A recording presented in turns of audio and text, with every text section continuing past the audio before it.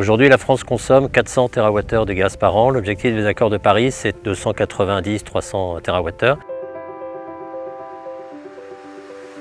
Le potentiel de la méthanisation en France, c'est 140 à 150 TWh.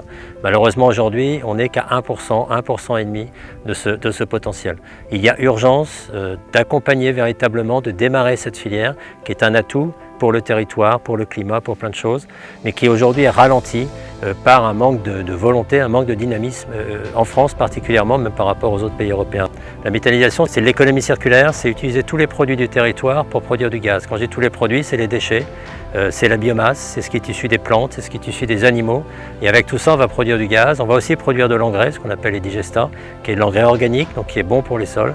Donc c'est une énergie qui répond à un certain nombre d'enjeux. Elle répond à l'enjeu des gaz à effet de serre, ça permet de capter plus de gaz à effet de serre, donc d'être positif par rapport au climat.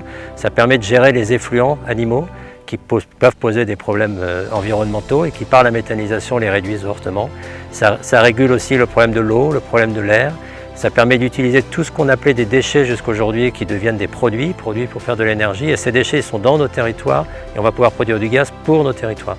Il est temps de donner à la filière des perspectives, une vraie volonté d'avancer pour d'ici 30, 40, 50 ans remplacer ce gaz fossile par le gaz naturel qui est dans nos territoires, issu des produits de nos territoires et qui pourra servir pour nos territoires et pour une indépendance énergétique que tout le monde recherche.